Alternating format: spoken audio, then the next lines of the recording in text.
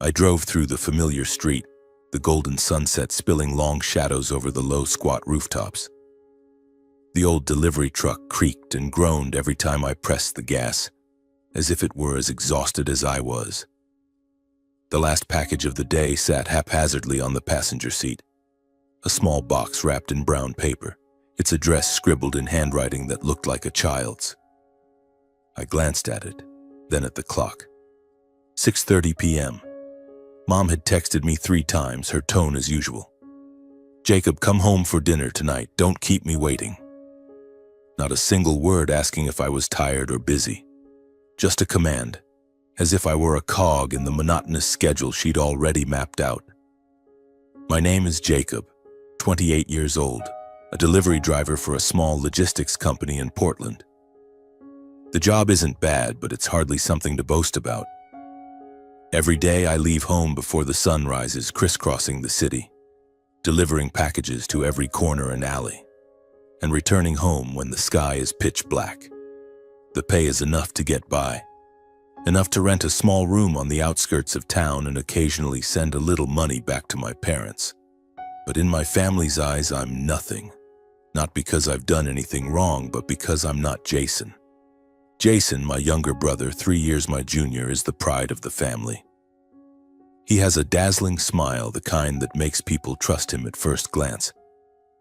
Jason talks like an actor, always knowing how to make people laugh, how to make them overlook his mistakes. Since we were kids, Mom called him the golden boy, while I, no matter how hard I tried, was just the clumsy older brother. Mom once said right in front of me that Jason was born to do great things, while you just need to work hard and that's enough. Those words sounded gentle, but they stabbed into my heart like a rusty knife, stinging every time I recalled them. I don't entirely blame Jason, at least not completely. He didn't choose to be the favorite. But sometimes I wonder, if I'd been treated fairly, would I be living a different life? A life where I didn't wake up every day feeling like I'm the shadow of my own brother?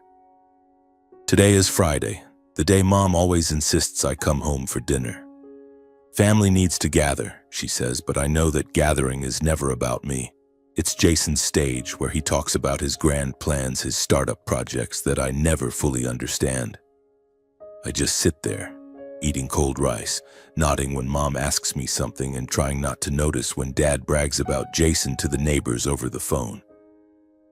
I pulled over in front of a convenience store a few blocks from home to deliver the last package. The evening breeze was cool, but sweat still clung to my forehead.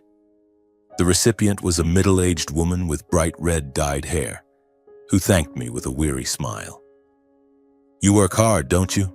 she said, and I just nodded, unsure how to respond. I'm not used to rare compliments like that. When I got back to the truck, my phone buzzed, a text from Mom. "Jason says he has a big surprise tonight. Come home early, don't keep the family waiting." I sighed and shoved the phone into my pocket. A big surprise. Probably another grandiose story from Jason. A new project, a promising relationship, or maybe just a new pair of shoes that Mom will gush over. I'm not jealous, really, but I'm tired. Tired of always having to play the understanding older brother, the one who's never allowed to complain. My parents' house is in an old neighborhood where the houses are packed close together, their walls stained and their iron fences rusted. I parked in front of the gate, turned off the engine, and sat still for a moment. The sound of distant car horns mixed with the barking of a dog somewhere nearby. I looked in the rearview mirror and saw my tired eyes, dark circles etched deep as if I hadn't slept enough in years. "Just one dinner, Jacob," I told myself. "Eat, then go home." Stepping inside, the rich aroma of braised pork hit me. Mom was bustling in the kitchen, Dad was lounging in his armchair watching TV, and Jason, he wasn't there yet. I greeted Dad, but he only grunted, his eyes glued to the screen. Mom turned around, looked me up and down, and frowned. "You're working late again, aren't you? Look at that dirty shirt. Go wash your face before Jason gets home and sees his brother looking so sloppy." I nodded and trudged upstairs. In my old room, now just a storage space for random junk, I spotted an old framed photo on a shelf. It was Mom, Dad, Jason, and me, taken when I was 15 and Jason was 12. I stood behind him, my arm around his shoulders, both of us grinning brightly. Back then, I thought I was the big brother, his protector. Now I don't know what I am anymore. When I came back downstairs, Jason had arrived. He was sitting at the dining table, his white dress shirt crisp and his hair slicked back with gel.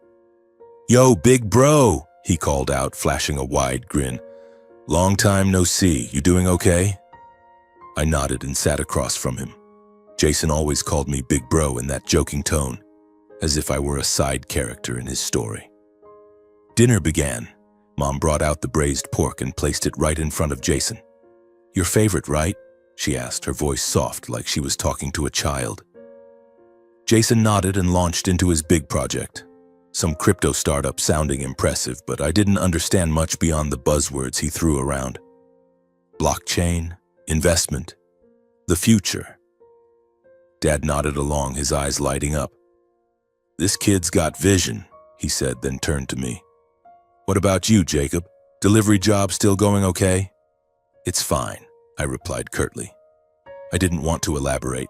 Even if I did, they wouldn't really listen. "Fine's good," Mom chimed in, but her tone carried a hint of pity, like she was consoling a loser.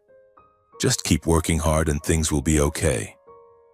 I swallowed a bite of rice, trying to ignore the way she emphasized working hard, as if that's all I'm capable of. Jason kept talking, his voice growing more animated. I noticed he looked thinner than the last time I saw him. His eyes slightly red, his fingers tapping restlessly on the table like he couldn't sit still. Something felt off, but I wasn't sure what.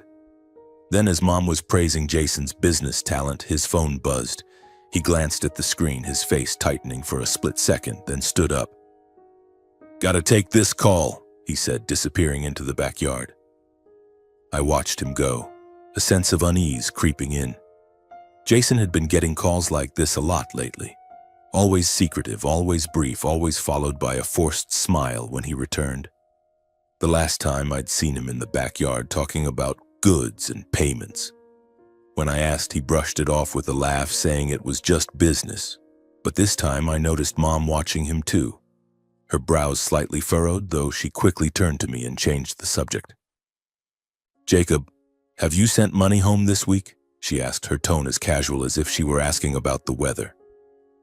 I nodded, though it stung inside. "I send money home faithfully every month, but I've never heard a word of thanks." Meanwhile, Jason never has to contribute a dime, yet he always has cash for new clothes, dining out, or driving that sleek sports car no one knows how he affords. Jason returned, his smile back in place, but I noticed his hand trembling slightly as he picked up his chopsticks. "Everything okay?" I asked, trying to sound normal. He looked at me, his eyes flashing with something. Worry, maybe anger, I couldn't tell. "All good, big bro. Just work stuff." He smiled, but it didn't reach his eyes. Dinner ended and I washed the dishes as usual, though Mom never asks Jason to do it.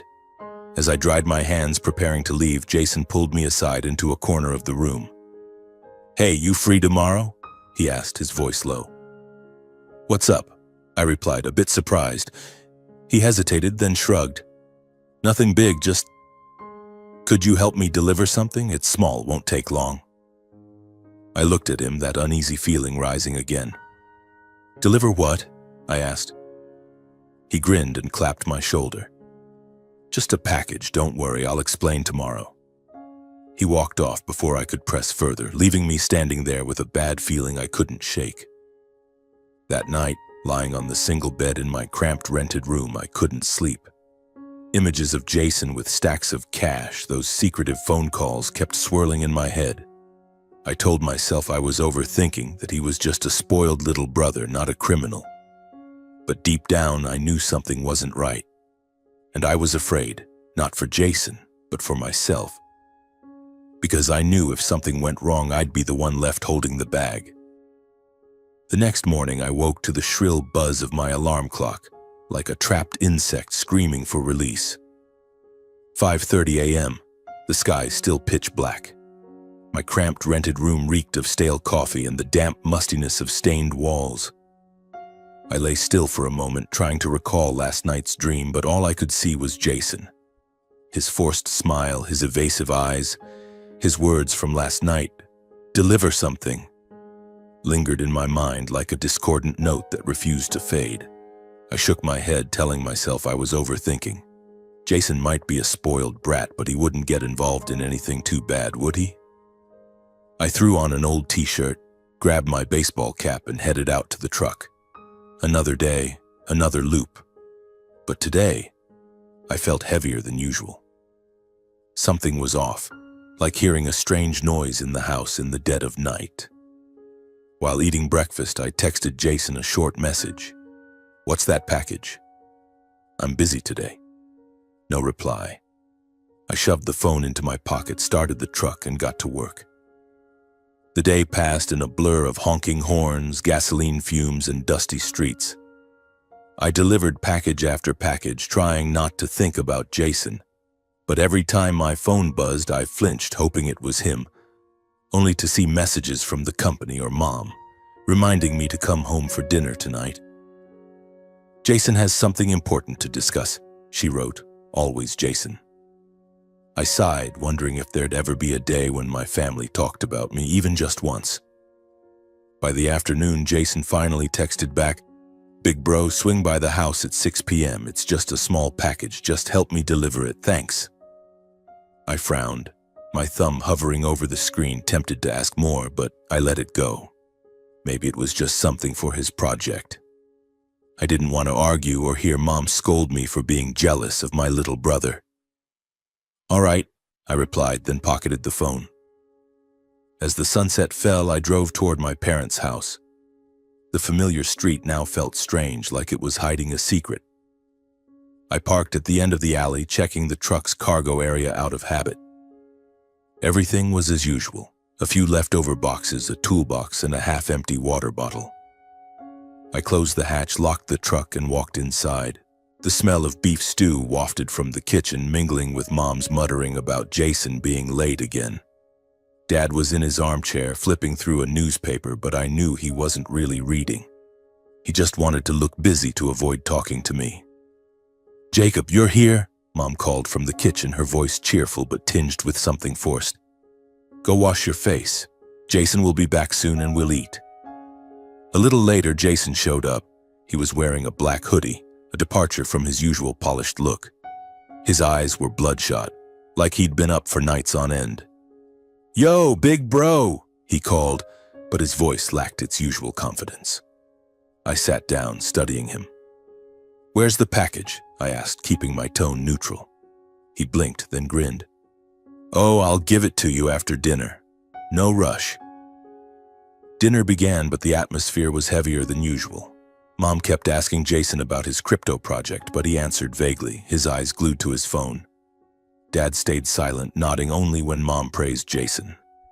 I ate without tasting anything, the beef stew sticking in my throat. "Jason, are you okay?" Mom asked, her voice tinged with worry. He nodded, but I noticed his hand gripping his phone tightly under the table. Then everything happened so fast I could barely process it. The piercing wail of police sirens cut through the air from the end of the alley, sharp as a knife. Heavy footsteps followed, then urgent pounding on the door. Mom jumped up, her face pale. "What's going on?" she screamed, rushing to the door. I looked at Jason, but he didn't lift his head, just sat there, still clutching his phone. The door flew open and 3 police officers stormed in, their dark blue uniforms and cold eyes commanding the room. "Jacob Miller," one of them barked, his voice hard as steel. I nodded, my heart pounding. "We need to check your truck. Open the cargo area." I stood, my legs like lead. "What's this about?" I asked, but the officer only repeated, "Open the cargo area." I led them to the truck, Mom and Dad trailing behind. Mom's face was ashen and Dad muttered something about a mistake. Jason didn't follow, but I saw him standing at the door, his silhouette faint under the streetlight. I opened the cargo hatch, my heart hammering so hard I could hear the blood rushing in my ears. One officer leaned in and pulled out a small plastic bag filled with smaller packets of white powder. I froze as if the blood in my veins had stopped flowing. "What's this?" the officer asked, holding up the bag. I shook my head, my voice breaking. I don't know, that's not mine." But their eyes didn't believe me. They cuffed me, the metal biting into my wrists. Mom screamed, but not to defend me. "This has to be a mistake. My son wouldn't do this," she wailed, but her eyes weren't on me. They were on Jason. They pushed me into the police car, my mind spinning. In the brief moment before the door slammed shut, I saw Jason standing there, eyes downcast, refusing to meet mine. And I knew in that instant that the package he'd asked me to deliver wasn't harmless. At the detention center, the fluorescent lights burned my eyes. I sat on a cold metal bench, my hands still cuffed. The officer across from me spoke in a flat, rehearsed tone. "Jacob, we found a large quantity of drugs in your truck. You know what they are, don't you? Tell the truth. It'll be better for you." "I don't know," I repeated, my voice hoarse. "I swear I don't know where they came from." But my words carried no weight. I was just a delivery driver. No money, no power, no one to back me up. Then my parents arrived. They stood behind the glass, Mom crying, Dad frowning with his hands in his pockets. The officer left, leaving me alone with them. I looked at Mom, waiting for an explanation, an apology. But she only whispered, her voice trembling. "Jacob, you have to take the fall. Jason can't go to jail. He has a future ahead of him. You're stronger. The lawyer will handle it and you'll get a reduced sentence." I stared at her, feeling like my heart was being crushed. "What did you say?" I asked, my voice breaking.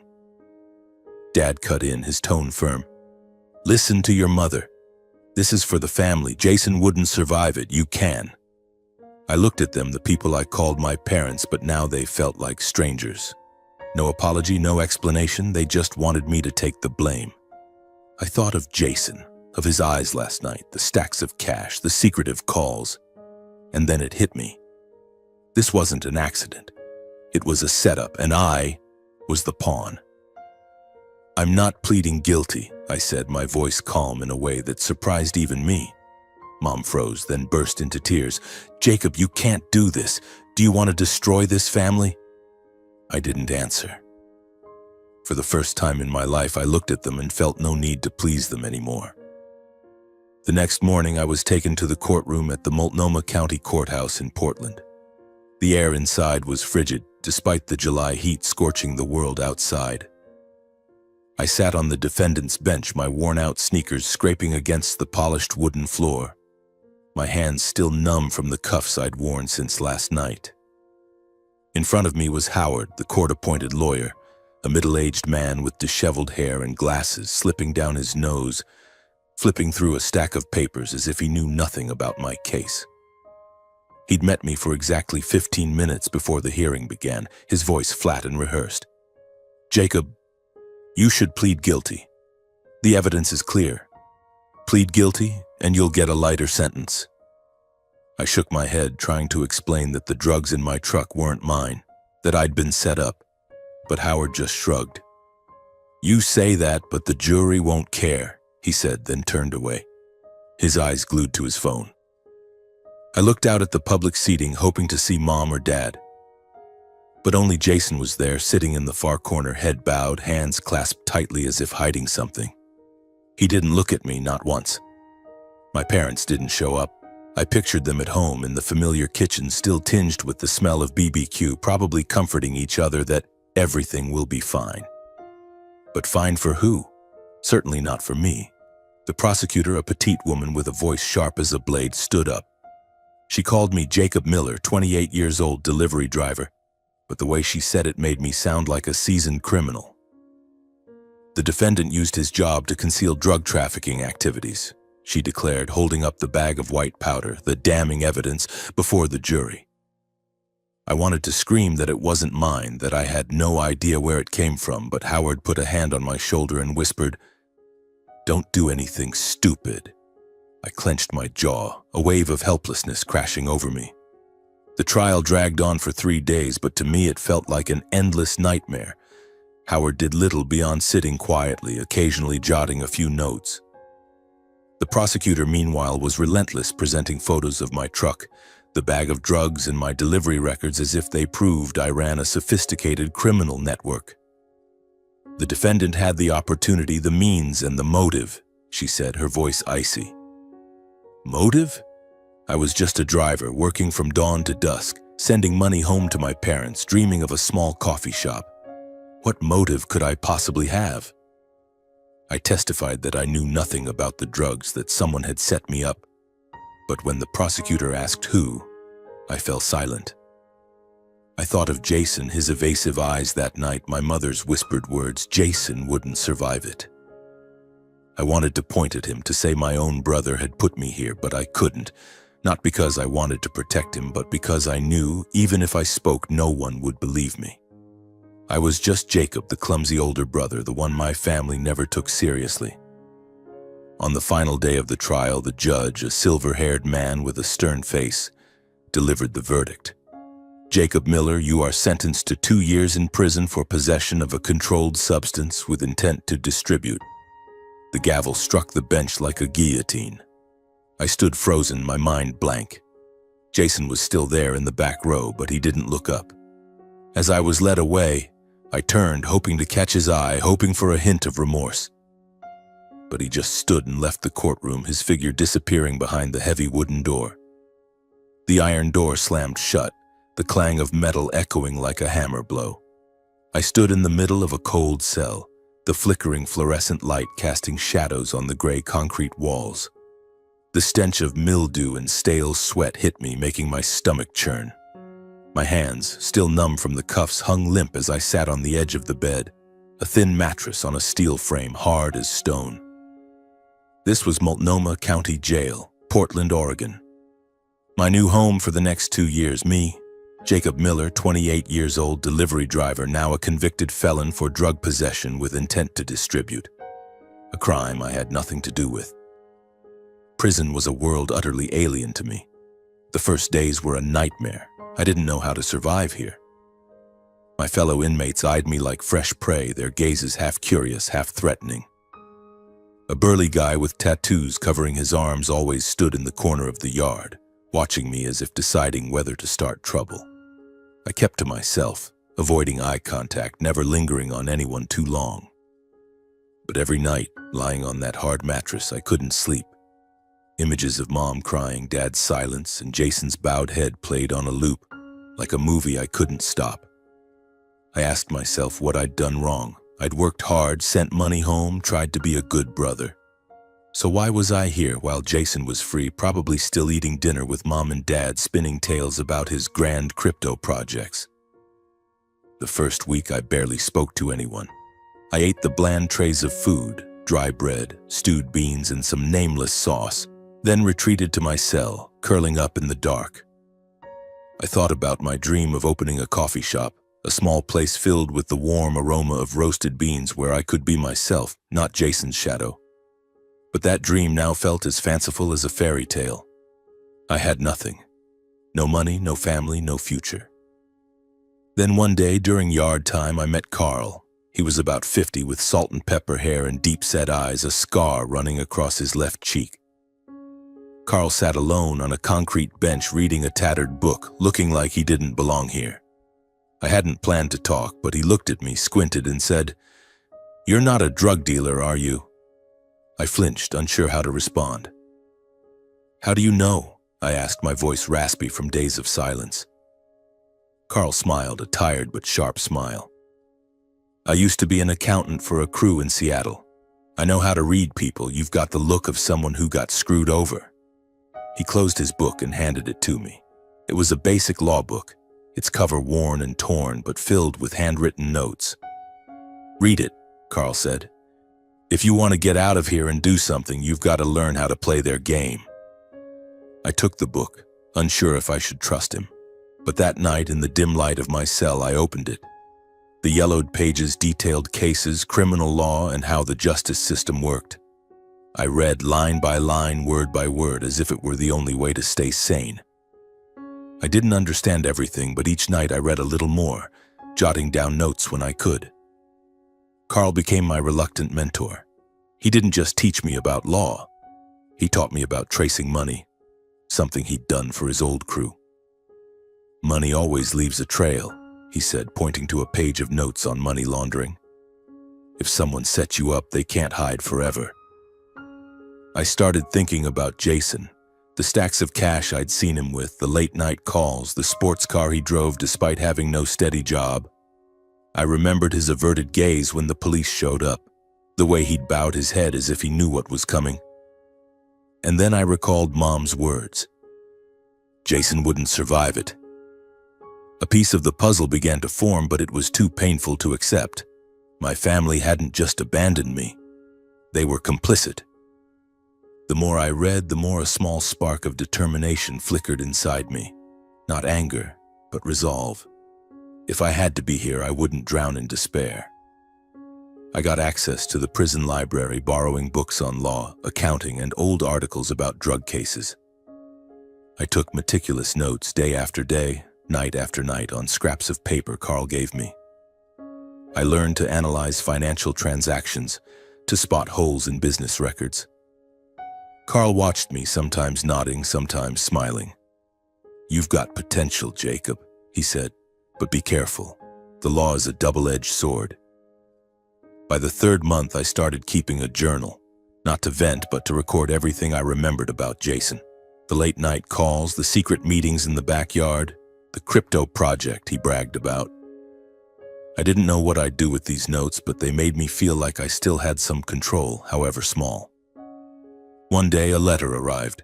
It was from Mom, her shaky handwriting scrawled on yellow-lined paper. She wrote that she missed me, that she prayed for me every day. But not a single apology, not a word of explanation. She only asked if I was okay and mentioned that Jason was doing well in business, that he'd just bought a new TV for the house. I read it, folded the letter, and tucked it under the corner of my mattress. I didn't reply, not because I was angry, but because I didn't know what to say to someone who'd chosen my brother over me. Carl saw me sitting quietly and asked, "Family?" I nodded. He shrugged. "Family can be your strength, but it can also be your weakest link. You have to choose. Live for them or live for yourself." I looked at him, then at the law book in my hands. For the first time, I felt like I had an answer. 18 months passed, and I was no longer the Jacob who'd first walked into this prison. I was thinner, my hair longer, but my eyes were different. I wasn't the resigned older brother ready to sacrifice for family. I'd learned to see the world through the lens of law and truth. As my release date approached, I knew I wouldn't return to my old life. Jason, Mom, Dad, they'd pushed me into this place, but I would walk out stronger than they ever imagined. The day I walked out of Multnomah County Jail, the Portland sky was a dull gray, with a light drizzle stinging my face like tiny needles. I stood in front of the iron gate, wearing an old hoodie and tattered sneakers handed back by the guard, clutching a plastic bag with my few belongings. A worn notebook, a pen, and a faded family photo with creased corners. I looked around, foolishly hoping someone would be waiting, Mom, Dad, or even Jason. But the road outside was empty, save for the rumble of a passing truck and the smell of wet asphalt. I took a deep breath, a mix of freedom and loneliness washing over me like a wave. 18 months in prison had changed me, but the world outside didn't seem to care. I walked to the nearest bus stop, the plastic bag rustling in my hand. No one knew I was getting out today because I hadn't told anyone. Mom had sent another letter a few months back, asking if I was okay, mentioning that Jason had rented a new apartment downtown. Not a word of apology, not a hint of explanation. I didn't reply. Not out of anger, but because prison had taught me something. Family isn't everything, and I couldn't live just to please them anymore. I found a job at a small coffee shop called Brew Haven, tucked away on Belmont Street, a few miles from downtown Portland. The work was simple, brewing coffee, wiping tables, and chatting just enough with customers to keep them happy. The owner, a middle-aged guy named Ray, didn't ask about my past. "You work hard, that's enough," he said when he handed me my uniform. I nodded, feeling for the first time in my life that someone was looking at me without comparing me to Jason. By day, I stood behind the counter, learning to make lattes and listening to customers ramble about their petty dramas. By night, I returned to my new rented apartment. A room even smaller than my cell, with creaky wooden floors and a window overlooking a parking lot. But it was mine, and that was enough to make me feel like I was starting over. In that room, I opened my prison notebook, its pages filled with handwritten notes on law, accounting, and fragments of memories about Jason. I didn't know what I'd do with them, but I knew I couldn't let the past bury me. One evening after my shift, I sat in front of an old laptop I'd bought from a second-hand shop and started searching. I typed Jason Miller into Google, and a slew of articles popped up. Young entrepreneur with big potential, breakout crypto startup, glossy headlines about Jason's company, JM Ventures. I clicked on one, seeing a photo of Jason in a sharp gray suit, flashing that same confident smile. His company, the article said, specialized in cryptocurrency investments, promising high returns for investors. But something felt off. Jason, the kid who'd blown through our parents' savings on a sports car, was now a successful entrepreneur? I didn't buy it. I remembered Carl's words from prison. Money always leaves a trail. I dug deeper, using the skills he'd taught me. I looked up JM Ventures records on the Oregon Secretary of State's website. Public documents showed the company was registered a year ago after I'd gone to prison. Jason was listed as CEO, but there were other names on the board, people I'd never heard of. I searched further, scouring Reddit forums about crypto where users discussed shady projects. One anonymous post mentioned JM Ventures, calling it a Ponzi scheme in disguise. My heart raced. I didn't know what a Ponzi scheme was, but I could guess.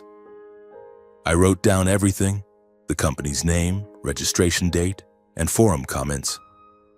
I started learning to read financial statements. Though they were more complex than I'd expected, I borrowed books from the public library, Basic Accounting, Understanding Money Laundering, and spent hours each night analyzing them. I wasn't an expert, but I knew how to be patient. 18 months in prison had taught me that. One night, I nearly got caught. I was sitting in a small bar near JM Ventures' office, pretending to sip a beer while keeping an eye out. Jason walked in, not alone. He was with a tall guy in a leather jacket, his head shaved close. They sat in a dim corner, speaking in hushed tones. I saw Jason pull out a thick envelope and slide it across the table. The other guy checked it quickly, nodded, and left. My heart pounded. I ducked my head, pulling my cap low, afraid Jason would spot me. Luckily, he didn't look my way. But as he left the bar, I saw his eyes, tense, anxious, nothing like the confident entrepreneur. I went home, my hands shaking as I wrote down what I'd seen. The envelope, Jason's expression, the name JM Ventures. It was all starting to connect. I dug deeper online, this time into crypto transactions. I found a blockchain wallet linked to JM Ventures with a series of transfers to offshore accounts, places like the Cayman Islands, which Carl had called a haven for money laundering. I wasn't sure what I was looking for, but each piece of information was a puzzle piece, and I knew I was getting closer to the truth. From that day on, I worked, studied, and investigated. Every night I sat at my laptop, organizing my notes into a file. JM Ventures transactions, the shady names, the blockchain wallet addresses. I didn't know what I'd do with it all, but I knew I couldn't stop. Jason had put me in prison and my family had left me to rot. Now I would be the one to decide my own fate. The rain kept falling lightly outside the window of my small apartment, droplets sliding down the glass, blurring like the memories I tried to forget. I sat in front of my old laptop, the blue glow of the screen casting light on my face, illuminating the scattered stack of notes on the table. Those pages, filled with handwritten lines, numbers, and blockchain wallet addresses, were the result of months of relentless work. They were my weapon, not a gun or a knife, but the truth, meticulously organized like a deck of cards ready to take down Jason. I was no longer the Jacob Miller of 18 months ago, the submissive older brother who went to prison for someone else's crime. I had learned to see the world through Carl's lens, the prison friend who told me, money always leaves a trail. And Jason, my little brother, had left far too many trails. His company, JM Ventures, wasn't the promising crypto startup the articles hyped it up to be. It was a front, a complex money laundering machine, and I had spent every night unraveling it. It all started with small pieces. After that night, I nearly got caught at the bar. I became more cautious. I stopped going near JM Ventures' office and focused on gathering information remotely. I scoured public websites, checked company records on the Oregon Secretary of State's site, and dug deep into crypto forums on Reddit and Telegram. An anonymous Reddit post hinted that JM Ventures was involved in shady transactions, and I followed that lead. I uncovered a chain of blockchain transactions from JM Ventures' wallet, funneled through dozens of intermediary accounts, ultimately landing in offshore banks in the Cayman Islands. Carl had told me about places like that, havens for money launderers. I wasn't an expert, but I was patient. I spent hours analyzing transactions, cross-referencing them with JM Ventures' public financial reports. I found discrepancies, suspiciously high revenues, unexplained expenses, and investments with no clear contracts. I documented everything day after day, hour after hour, on pages now filled with ink. I also found names of people involved, investors in Jason's company, who upon further research turned out to be individuals previously investigated for drug trafficking in Seattle and Los Angeles. The final piece was a leaked email on a hacker forum where Jason promised delivery on time to someone named Rico. I didn't know who Rico was, but the word delivery sent a chill down my spine. It brought me back to that fateful night when Jason asked me to deliver a package. I knew I had to act, but I had to be careful. If I confronted Jason directly, he'd deny everything and my family would side with him again. I didn't want a loud fight. I wanted the truth to speak for itself, to defeat Jason in a way no one could dispute. I started building an anonymous dossier, a thick file of every piece of evidence I'd collected. Blockchain transactions, company records, the leaked email, and the list of questionable investors. I organized them chronologically, clearly labeled, just as Carl had taught me. If you want to take down an enemy, do it professionally, he'd said. One night I sat in front of my laptop, my hand hovering over the keyboard.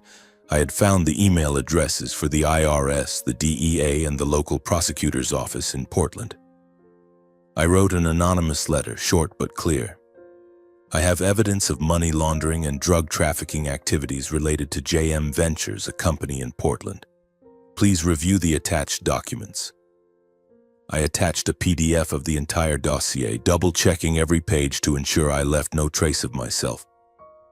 I used a temporary email created through an anonymous service and hit send. When I did, my heart pounded, but not from fear. It was relief, like dropping a heavy stone from my chest. Then I waited. I kept working at Brewhaven, brewing coffee, wiping tables, and smiling at customers as if nothing was happening.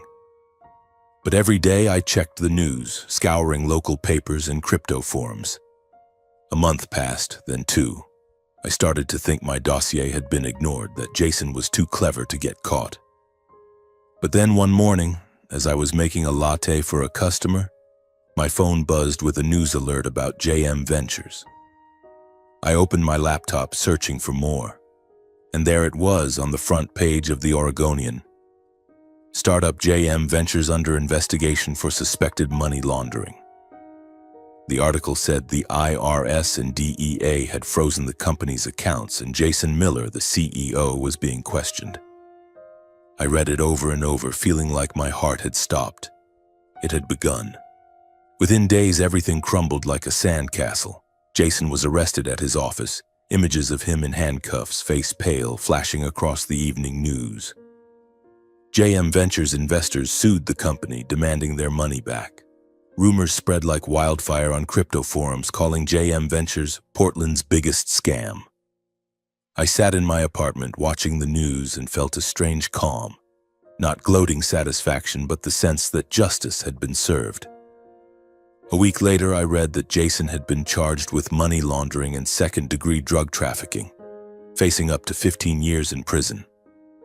I also heard from an old friend near my parents' house that Mom and Dad had to mortgage their home to pay for a lawyer, but I knew it was futile. The dossier I'd sent was too tight, too clear. Jason couldn't escape. After learning that my brother had been sentenced to 15 years in prison, I decided to visit him in jail and tell him the truth. It was a beautiful Saturday morning, and I wore my familiar gray hoodie, a baseball cap, and carried the notebook that had been with me since my days in prison. I didn't call ahead or give any warning. Jason didn't know I'd been released, didn't know what I was doing or how I was living.